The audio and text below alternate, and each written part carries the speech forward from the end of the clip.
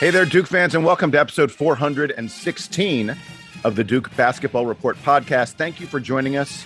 We know that you are out there probably celebrating a holiday someplace. I guess it's possible that you don't celebrate any of these kind of religious holidays, but this weekend marks the convergence of Easter, Passover, and Ramadan all at the same time. So I'm betting a healthy percentage of our audience is like, shouldn't you guys be doing something other than talking about basketball this weekend? And the answer is yes, we probably should. But the other answer is we just love talking about basketball. So I am Jason Evans, your host this week. Thanks so much for joining us. I'm joined, as I almost always am, by Donald Wine and Sam Klein. Sam, like me, you are celebrating Passover, right?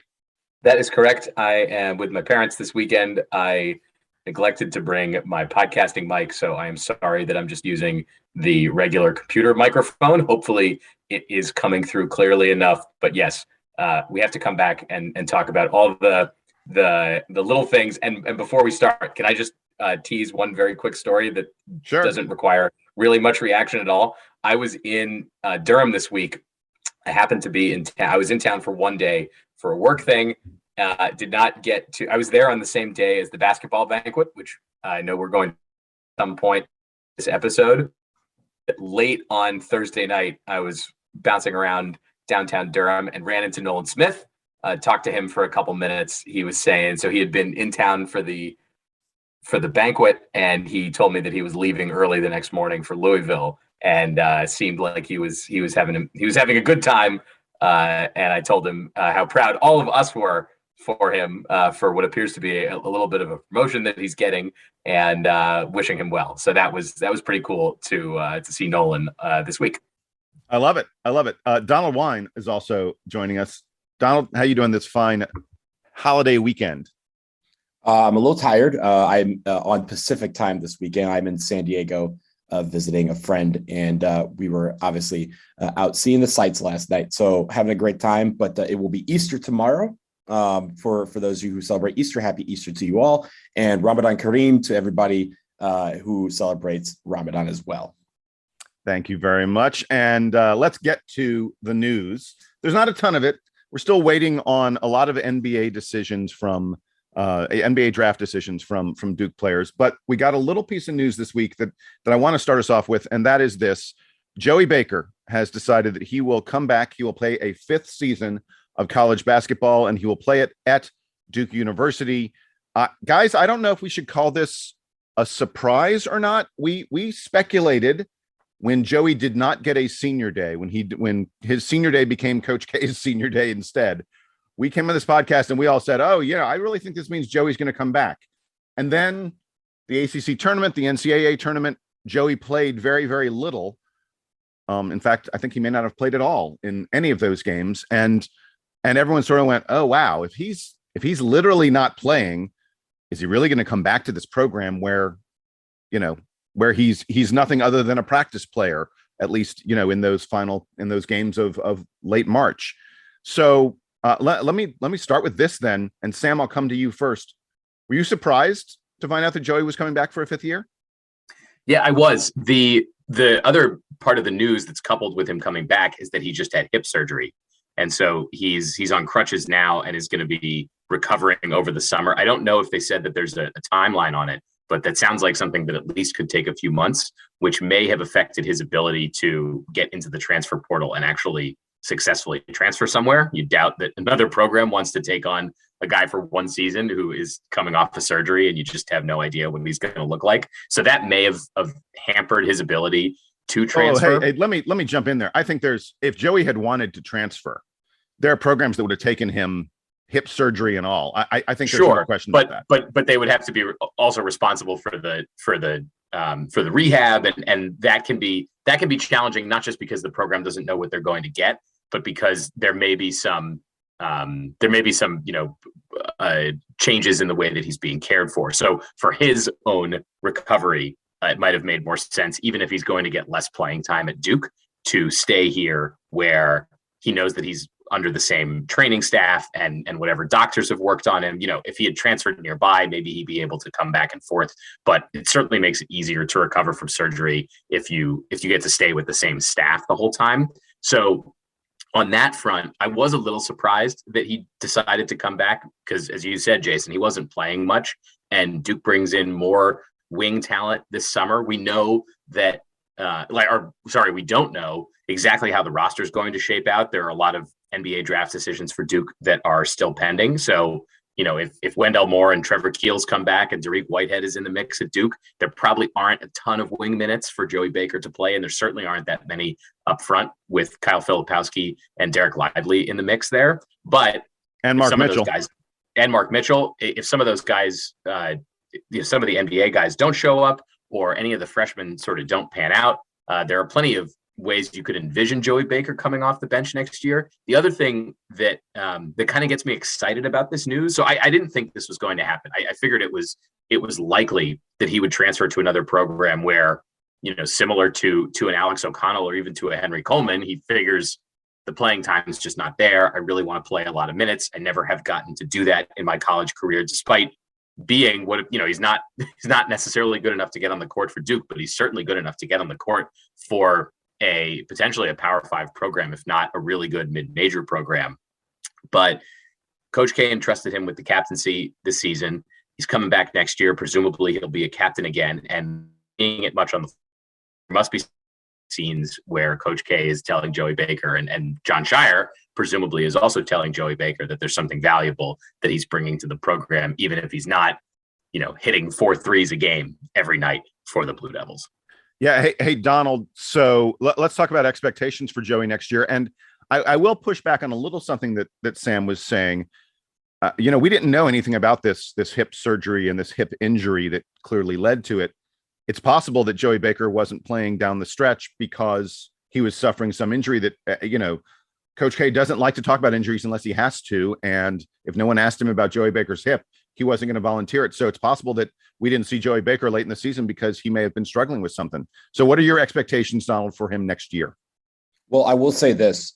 I think late in the season, in the regular season, Joey, they've been asked about his playing time, and he had mentioned that Joey had been battling some injuries throughout the season. This is clearly the injury that he was battling, and a hip. I think all of us have had a hip injury to the point where it feels like you just want to take your leg off, and getting that, fixed, I think is going to be great. I also think, to Sam's point, I think he may have gotten offers in the transfer portal, but he may not have gotten the offers that he was looking for in the transfer portal with that hip injury and the recovery. Well, wait. Makes sense. Joey never entered the portal. Joey technically, I know, I understand. Right. Technically, teams couldn't really talk to him, but he probably, if he wanted to put out feelers, he could have.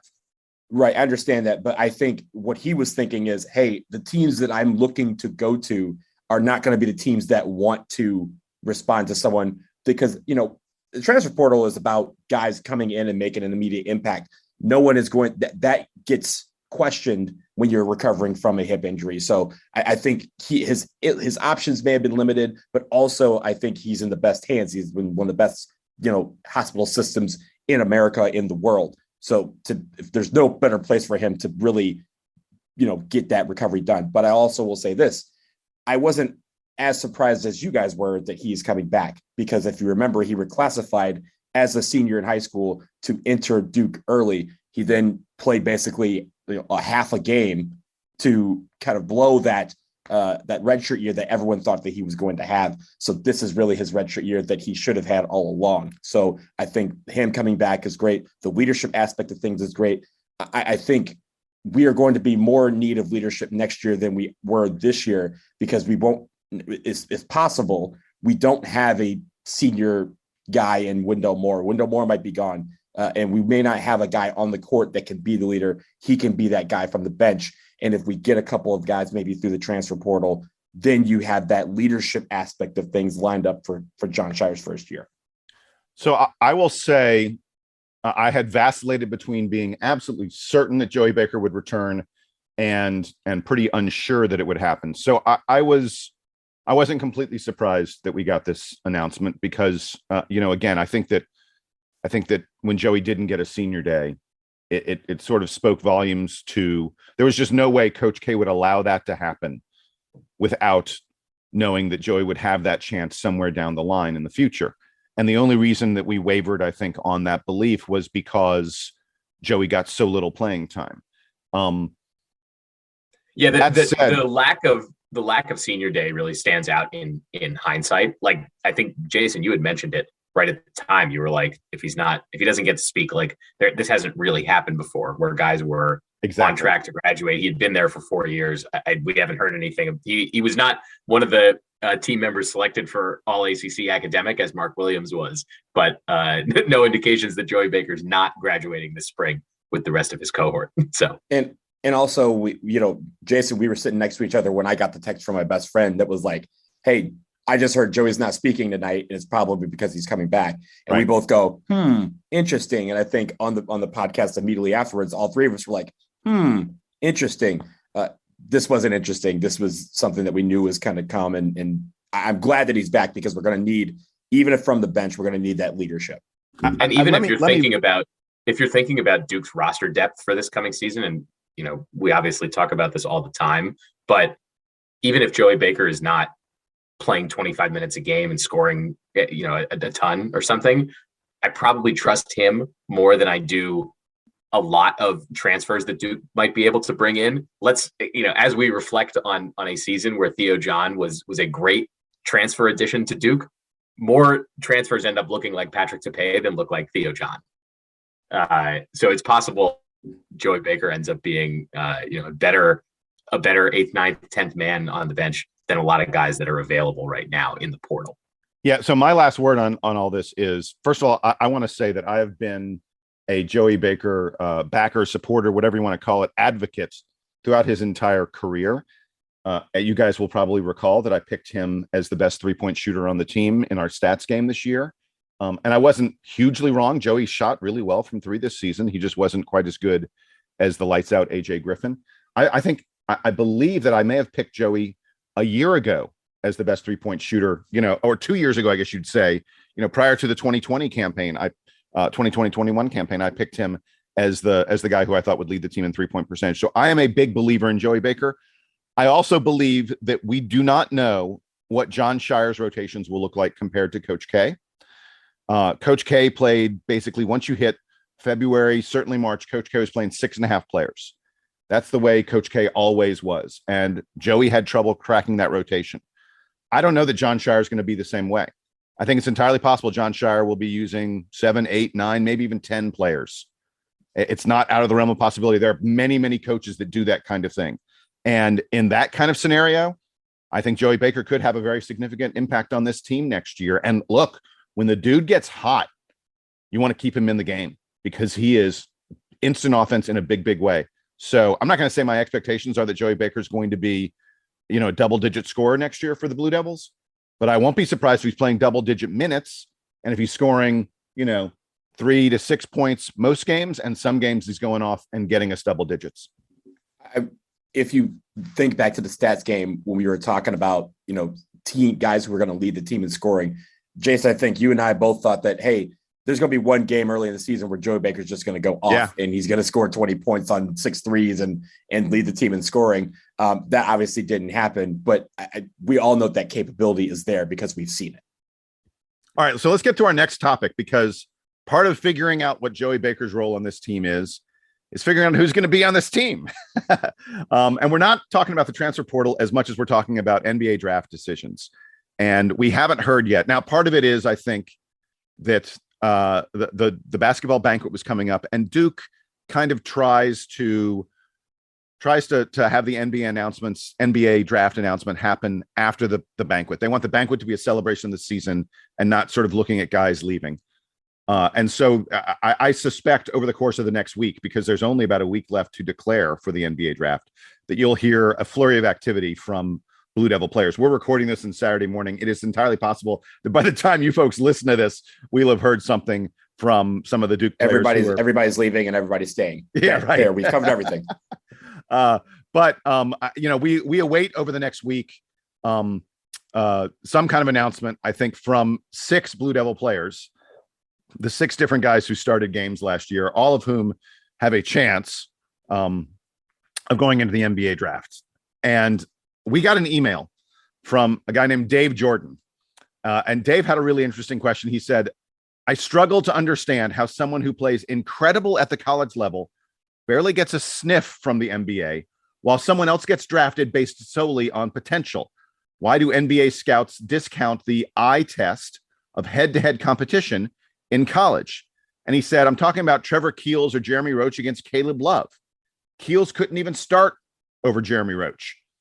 And yet Trevor Keels has way more NBA stock than Jeremy Roach does. And Caleb Love bested the Duke guards twice. And yet Trevor Keels is considered a far better NBA prospect. He said, what about Armando Bacot and Mark Williams? Mark Williams is an elite rim protector, but struggles defending on the perimeter and is not great in pick and roll. He's just an average rebounder, and yet he's going to go in the lottery. Armando Bacot, who is undersized for a pro center, but excels in the pick and roll, is an amazing rebounder, seems more versatile than Mark Williams, and has frankly embarrassed Mark Williams in their matchups head-to-head. Armando Bacot's barely a second-round fringe guy. And Dave said, maybe I'm bitter that Duke gets the guys who seem to leave before their sophomore season, while UNC gets guys who, all come back for junior and senior, even super senior kind of years. We got word this week that both Armando Bacot is coming back and Leaky Black is coming back. And there's lots of talk that Caleb Love may come back as well. He said, it just seems like an NBA team would be willing to take a flyer on a guy who averaged a double-double against elite college competition like Armando Bacot, a guy who pulled down 15 plus rebounds against centers who are going to be drafted ahead of him. All right, guys, you heard Dave's question. It is a question, complaint, whatever you want to call it, that we've heard many, many times from Duke fans who lament players going pro early. DJ Stewart. I've heard DJ Stewart's name brought up a lot this week. Donald, I'll come to you first. What's the answer here? Why are the Duke guys all getting drafted and going in the draft and the UNC guys sticking around?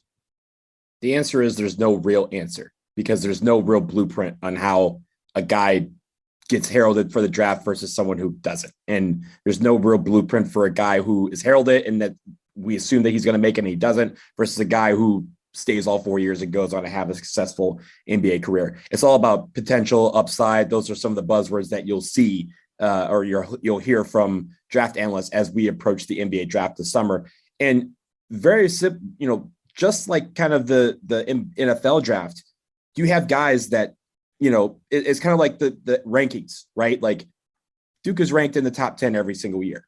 It takes a lot for us to drop out of that top 25, because it takes a lot for a team, for Ryder to go, hey, this team just isn't that good. You have that base. Meanwhile, someone who is under the radar, it takes a lot for them to get into that top 25. Case in point, like Wake Forest or someone like Miami this year.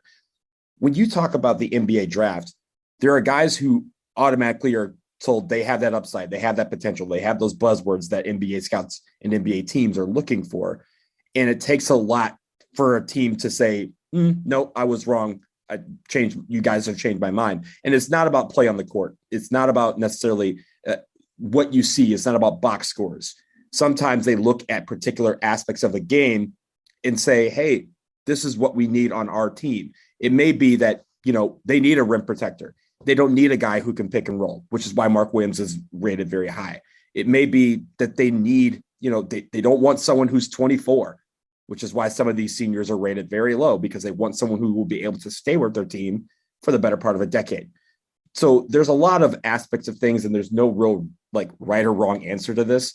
But I will say this, when it comes to the top guys in any high school rankings that you see come out every year, whether it's football, basketball, whatever, those guys know that they're good. People are telling them that they're good, and their goal is to get to the pros as quickly as possible.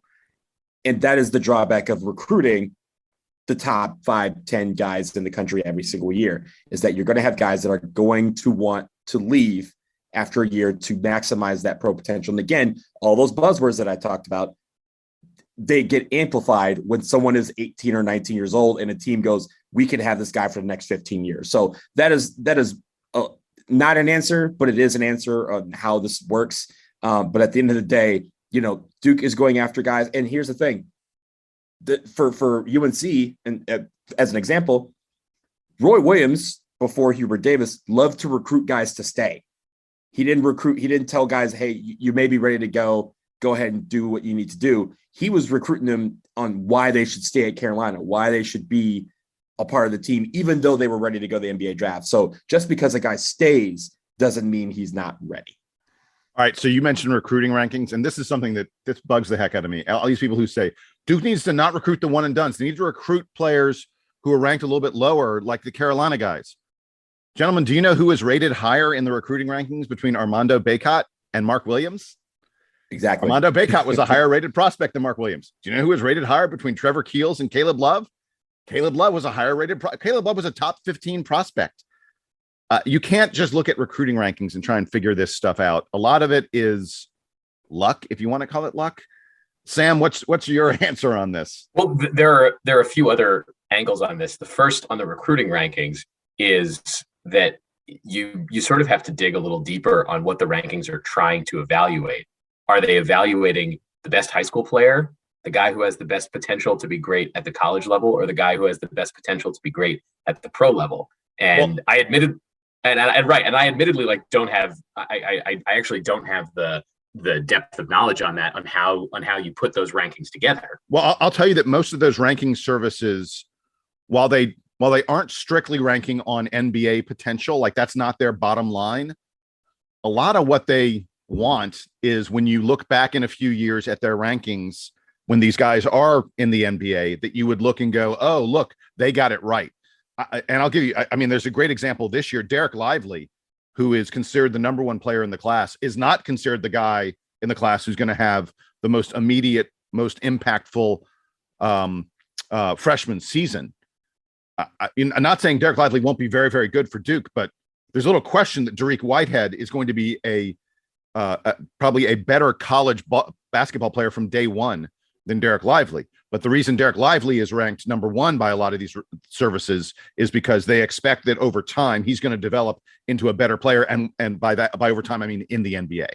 And projection is the hard thing here, right? You're trying to figure out their bodies, how their games are going to develop, and some of that really is guesswork, not just by the recruiting analysts, but by the people who are recruiting them. You know, when John Shire and Nolan Smith and Chris Carrawell are seeing a 15-year-old or a 16-year-old play basketball in a gym, they're not thinking this guy's a finished product. Even when they see high school players who are as talented as like a Apollo Banchero or an RJ Barrett, those are not finished products. Those guys are still works in progress, and they're trying to figure out how things are going to develop for them. A big thing that the colleges are providing is that developmental step to getting to the NBA. And we've talked about how there may be some benefit to riding the bench in the NBA because you get to practice against the NBA players every day. And one of the many things that these student athletes have to decide when they're faced with, am I going to the NBA draft or am I going to come back to college, is where am I going to develop more?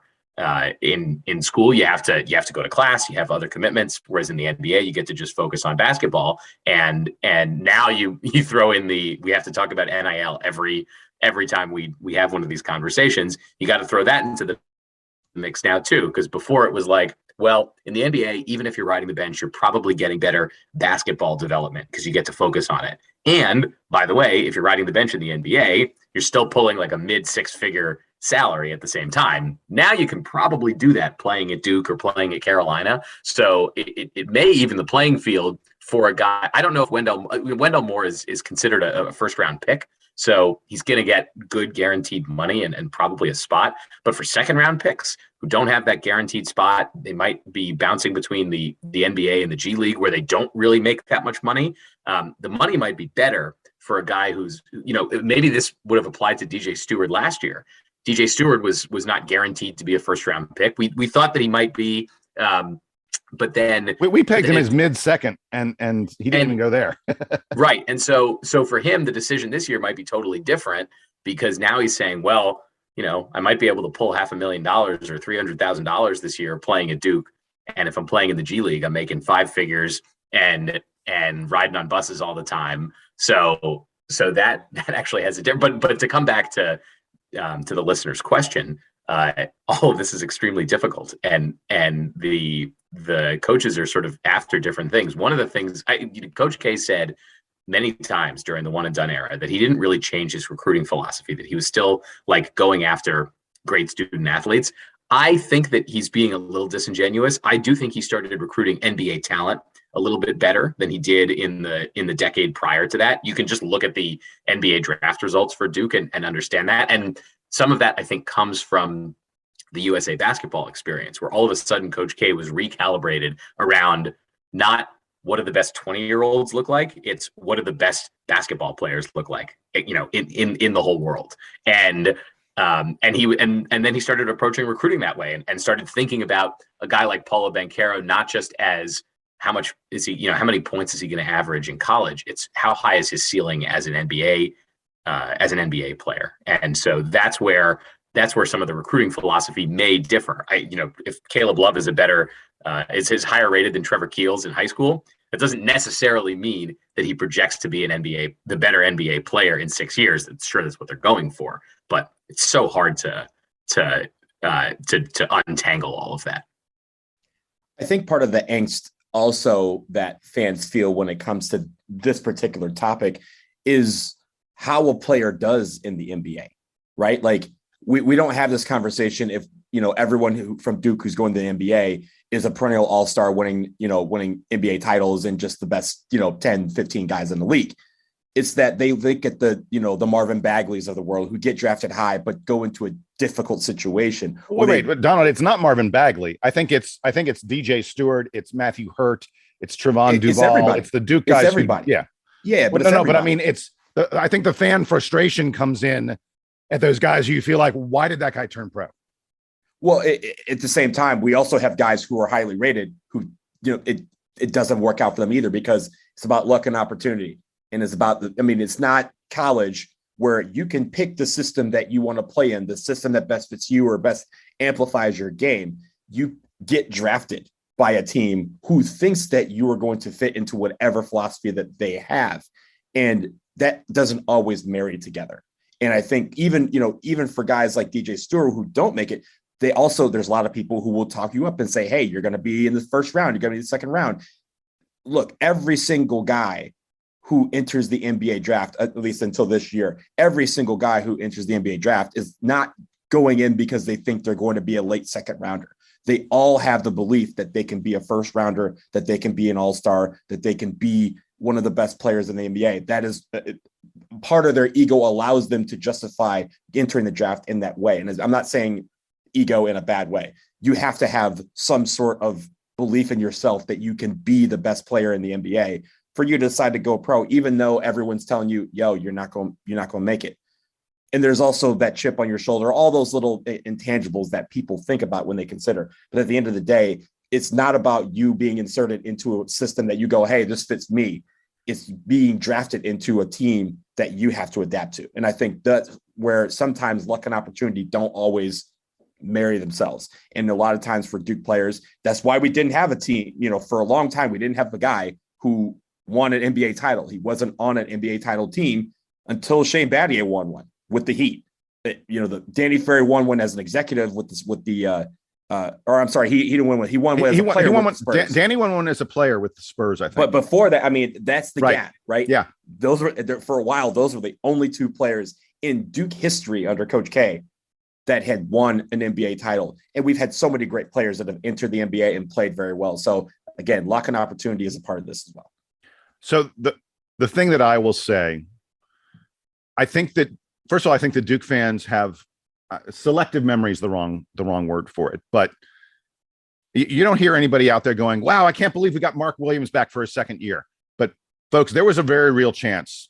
It's not like if Mark Williams had decided to come out a year ago, Mark Williams was getting drafted and was getting a guaranteed contract. Now, would it have been a first rounder? I'm not sure. He might have been early in the second round or probably late in the first, but we got Mark Williams back this year, even though he could have gone to the NBA draft last year. Frankly, Wendell Moore probably could have gone to the NBA a year ago. Wendell Moore's, high school ranking was such that the NBA has been looking at him throughout his entire college career. And I'm not saying it was likely. I'm not saying Wendell Moore would have been drafted, but it wouldn't have been the craziest decision ever if Wendell Moore had decided to go to the NBA a year ago. Heck, there are even people out there who tell you that we're lucky we got a second year out of Trey Jones. So it's not like every Duke guy who can possibly turn pro does turn pro. And I think, and I still hope that Duke is going to get some of those, if you want to call them fringe guys, that we may get one or two of them back this year to play on next year's team. I think there's a lot of talk and speculation that may happen. Most of it surrounding Trevor Keels. So it's not like any guy from Duke who can turn pro does turn pro. But yeah, we have a lot of guys turn pro because we recruit the absolute elite. And there's no way that when Coach K or John Shire is out on the recruiting trail, when they're evaluating a prospect and they're looking at, okay, what kind of a kid is this? How much effort does he put into his game? What kind of a player do I think he will be? There's no way they go, well, that guy looks like he's going to be too much of a NBA prospect. I'm going to back off him and go after this other guy who maybe looks like he's not quite as good of a prospect. That's just not part of the calculus. It doesn't happen. And with respect to North Carolina, because I think a lot of this is also Duke fans going, God, Carolina gets everybody back every year. Yeah, it's frustrating. I don't know what Carolina's put in the water. I don't know how for a while now, they've just been getting very, very lucky on this. But let's also remember, they've lost some fringe guys as well. Day'Ron Sharp, that they lost a year ago, was not a guy who was going to automatically be a first rounder. He went at the very, very end of the first round. It wouldn't have been shocking for Day'Ron Sharp and Mark Williams essentially faced the same decision. And Day'Ron Sharp went to the NBA and Mark Williams stuck around. There are examples of other Carolina players. Didn't Armando Bacot enter the transfer portal last year, do a whole little search, and then decided to come back to UNC? Like, again, they have to recruit guys to stay just as much as, we're recruiting guys to come to Duke. Like their recruitment may not be is heralded, but the reason why some of these guys come back, it's not because they are the goodness of their heart. They're saying, oh, I owe Carolina everything. No, they're being recruited to stay. And that's part of the idea too. And the bottom line is Duke is not going to change their recruiting. Duke is going to go after the very, very best players they can. And the very, very best players are probably going to be guys who are attractive to the NBA. And if you coach them well and they perform well and they show that they are outstanding college players, guess what? NBA is going to be calling. That's not a bad thing. That's the way our team is set up. And John Shire has shown that every time we lose a guy, he's got someone already lined up to come take his place.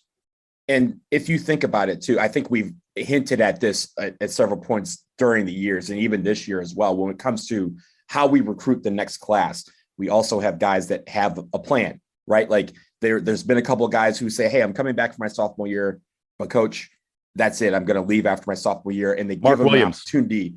Exactly. Mark Williams made that clear to the coaching staff a year ago. I think Matthew Hurt was kind of the same way, where he's like, hey, I'm going to give you one more year.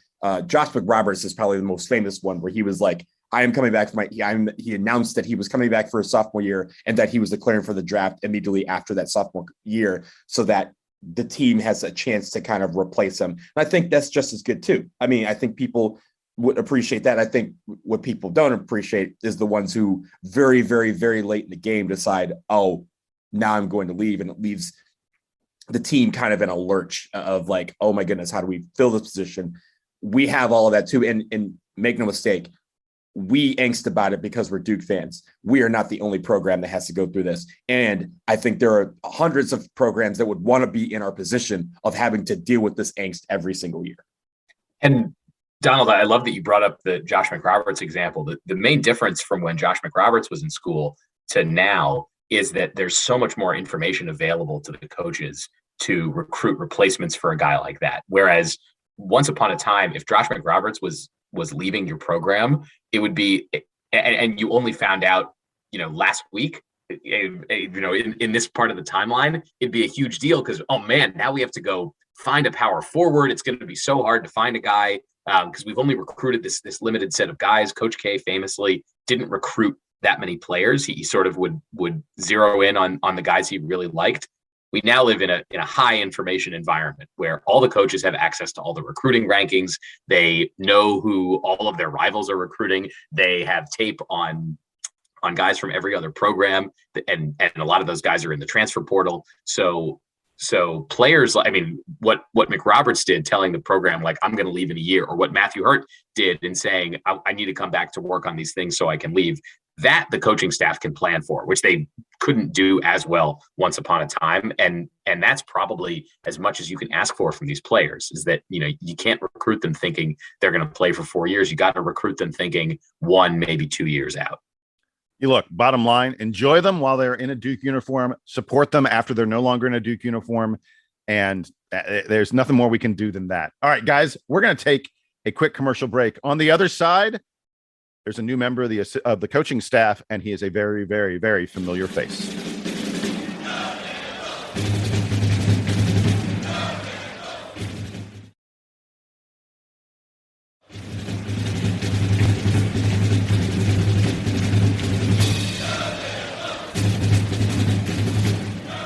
All right, gentlemen, we're back from the break, and it's time to look not at the players, but at the guys sitting on the bench, not in uniform. I'm talking about the coaching staff, and Duke made it official. They announced this week that Amile Jefferson has been elevated from director of player development to a full assistant coach for the Duke Blue Devils. This is probably as expected. This is the least surprising piece of news about the coaching staff that you will probably ever get.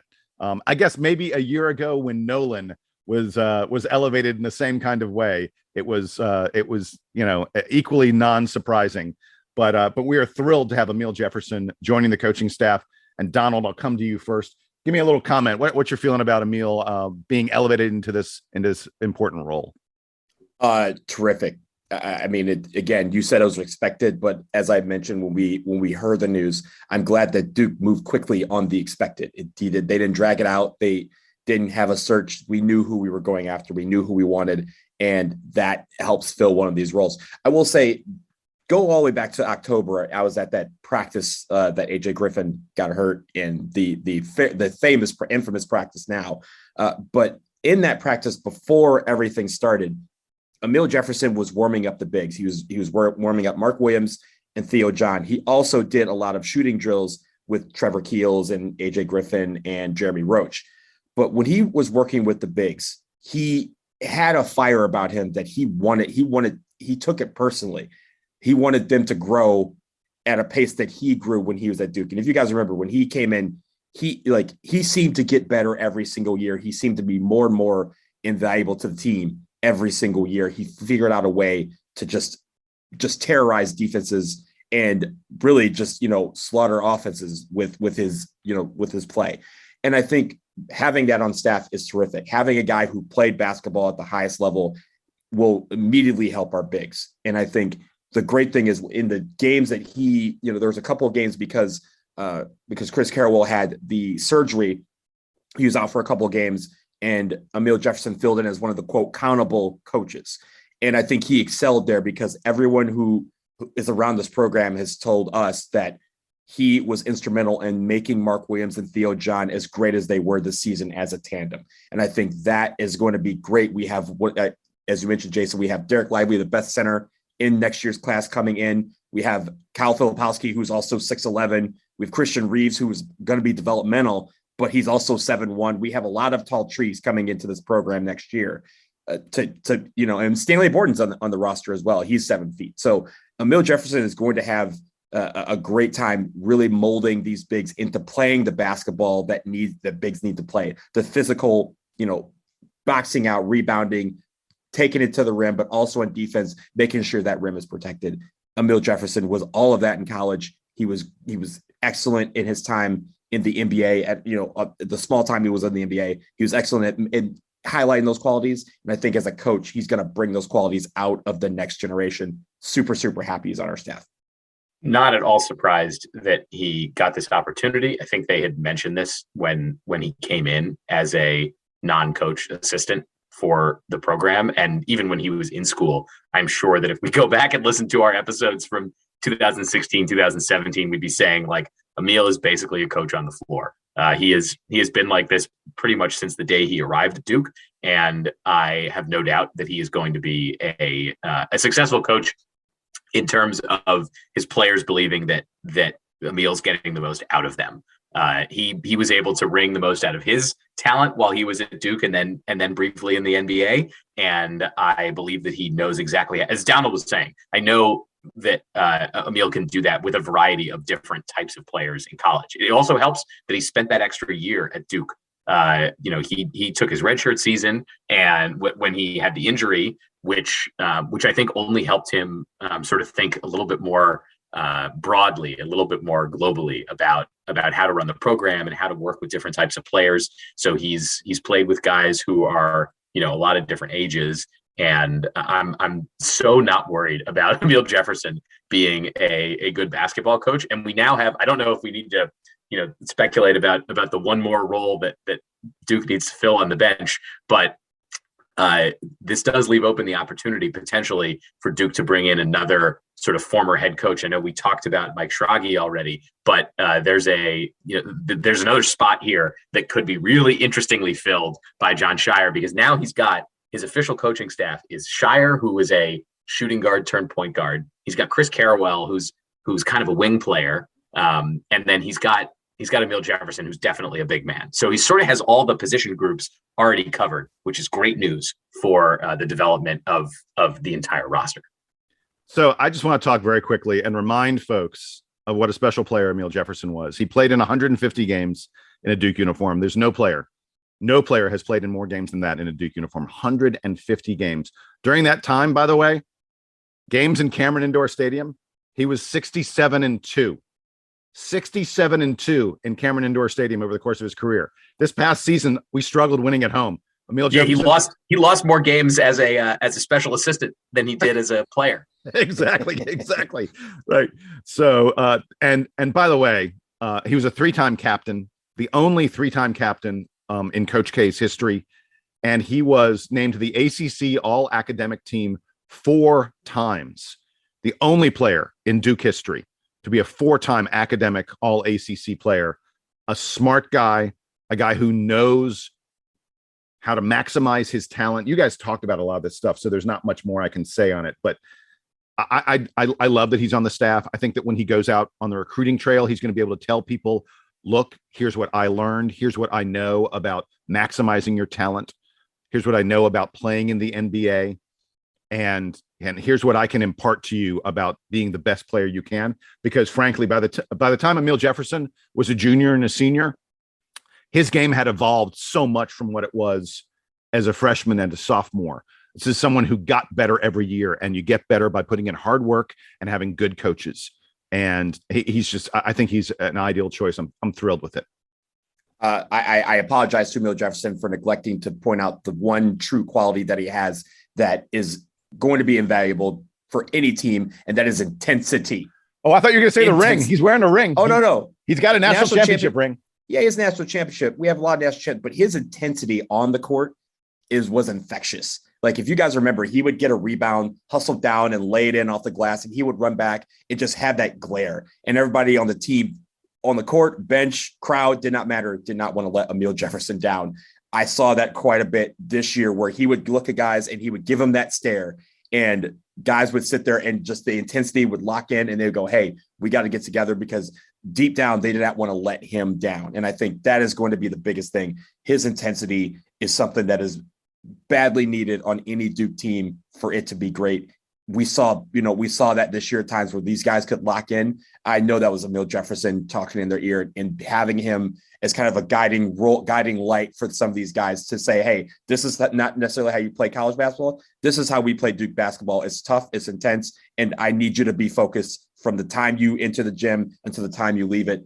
That sort of mentality is going to be something that he's going to bring to every Duke team he's a part of. Guys, I had a quick aside about Mike Schrage, since we were on the topic of guys who are on the staff currently. I meant to mention this on our last show and just totally forgot. Right after Schrage was announced as coming to Duke, leaving Elon, his Wikipedia page, it has since been changed, but his Wikipedia page said Mike Schrage is the assistant to the regional manager at Duke Basketball, which is a nice reference to The Office, which I really appreciated. Now the Wiki police have showed up, and now it just says that he's a special assistant. So bummer, but it was a funny Wikipedia thing for a short while. Please don't make it a habit of changing Wikipedia for the worse. Change it for the better. Okay, Cameron Crazies. Next year's Cameron Crazies. At least for one game, I need people to show up as Dwight Schrute. Just kind of give me that in the crowd. You don't have to do it every game, but give me a Dwight Schrute and a Michael Scott just so we can laugh at that just one time. Is Mike Schrage going to wear a short sleeve yellow button down shirt and a pocket protector? Oh my God. That would be Beats. great. Just beats. Just throwing beats on the court. Yeah, lots of beats. All right. Considering there was not a lot of huge news this week, we are going long, so let's quickly wrap things up. Do want to talk very, very briefly about the basketball banquet that happened this week. We mentioned this earlier on the show that this is the moment where Duke honors the season that just happened, and even though, look, it didn't end the way all of us would want. I mean, they're hanging 2 banners. That's a really, really impressive team. I want to very, very quickly, when asked to name the most valuable player award was given to Paolo Banchero, Wendell Moore, and Mark Williams. If you thought there was, I wonder which one of those guys is going to win it. Well, Duke solved that. They gave it to all 3 of them. The Commitment and Values Award was then given to AJ Griffin, Trevor Keels, and Jeremy Roach. This is a little bit like Little League participation trophies. Everybody's getting a trophy because the contribution to team morale was given to Theo John. So Duke's top 7 players all won various awards. But congratulations to all of them, because I think all those make a ton of sense.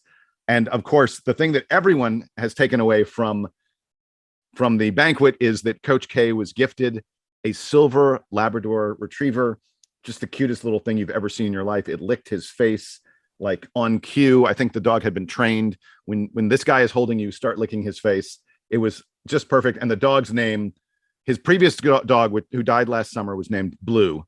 This dog's name is Coach. So Coach now has a coach. It was incredible. That was a couple entertainment that you can't replicate.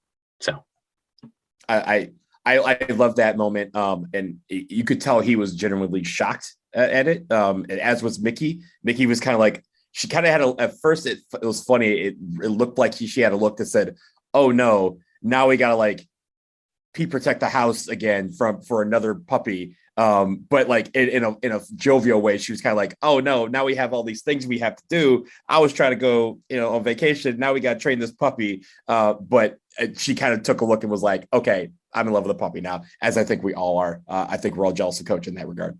I was nervous that puppy was just going to start, like, in front of all those people, peeing. With all the lights on and everything. He was just going to start peeing everywhere. So I think that the presentation went off about as well as you could have expected, or as well as you could have hoped. Yes, it was very, very cute. Guys, actually, before we go, I want to really, really quickly mention, it's got nothing to do with Duke, but I was fascinated by the story this week. The Carrier Dome in Syracuse, Duke has played there multiple times, is one of the legendary arenas in sports. I had no idea, but the company Carrier that purchased the naming rights to that facility, they purchased it back in 1979 for $2.75 million, which was a lot of money in 1979, but looking back, you're kind of like, that's not they bought it forever.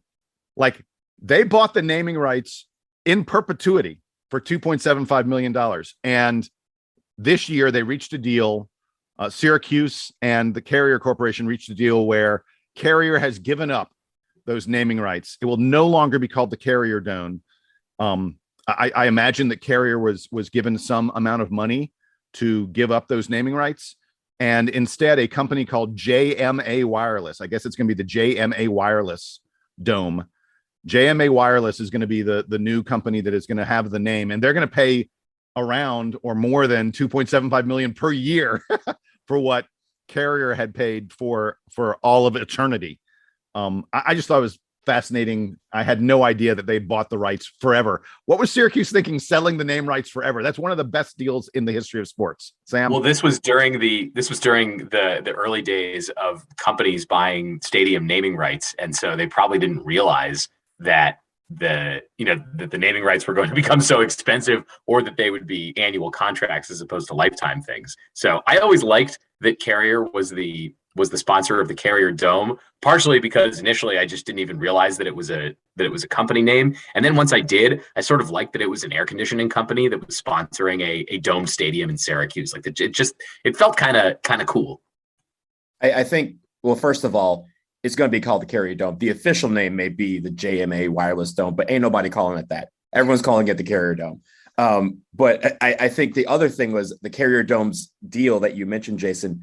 I believe that was the first one ever like for any college institution, because most, it might have been, I don't know. Yeah. Yeah. If you think about it, most college stadiums or arenas are named after people who have donated money, or coaches or players or something like that. They're not named after companies. That has only been a more recent trend. But I believe the Carrier Dome was the first one. And people can check me on this, DBR Podcast at gmail.com. If I'm right, do not email me if I'm wrong. I don't want to know if I'm wrong. But I do think it was the very first one from a college perspective on a stadium. So that was why everyone was like, oh, kind of what is the mold? The mold apparently was in perpetuity, and they were like, okay, we need to make some money off this. But I will say this, I am glad that they have to deal with that and not Duke, because Cameron Indoor Stadium shall and forever will be Cameron Indoor Stadium. Sam, you mentioned the fact that Carrier is an air conditioning company. Did you guys know that up until 2018, they did a big renovation of the Carrier Dome in 2018.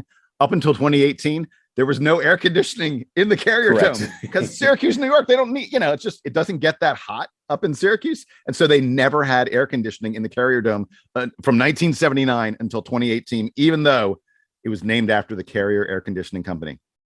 And that was, I think, in part because of complaints about they wanted to do all those big college basketball games where they get 35,000 people. And boosters were kind of like, yo, if you're going to pack us all in here in January, we're all wearing like long sleeves. It's kind of hot up in here. I don't care if we're in a football stadium. It's kind of hot in here. So maybe you should turn on the AC just a little bit. That would really help. It is mildly uncomfortable because, as you said, Donald, you have to show up in kind of heavy clothing, and there's nothing like near the Carrier Dome. I went once a few years ago for a football game, so I've never been for a basketball game, but it is sort of jarring when it's really, and you walk inside and you're like, huh, I actually kind of wish it was a little chilly in here because I wore long johns to the game.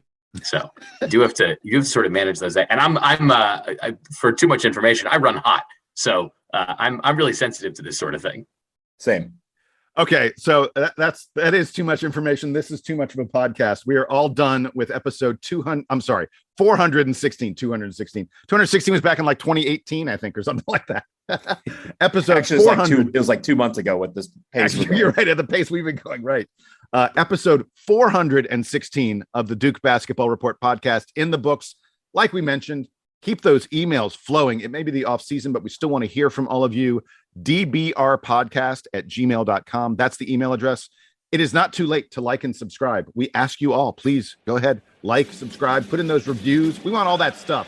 For Donald, for Sam, I am Jason, and this is the Duke Band. Do what they always do. Play us out and take us home.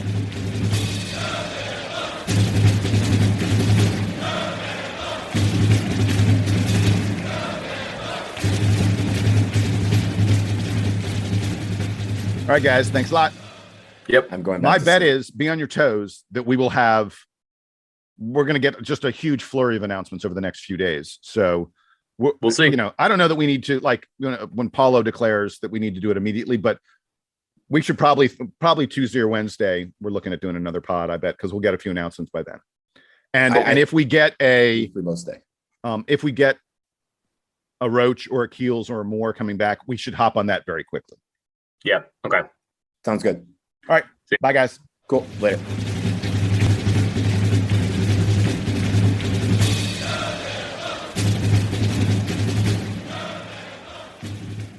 The golden age of travel is back in the Palm Beaches. As America's first resort destination, the Palm Beaches are the gentler side of Florida, waiting just for you. From Jupiter to Boca Raton, sun-kissed sands embrace the warm Gulf Stream waters. Our vibrant blend of people, cultures, and coastal towns welcome everyone. So we invite you to join us. Experience the original, the one, the only, the Palm Beaches. Plan your trip at thepalmbeaches.com.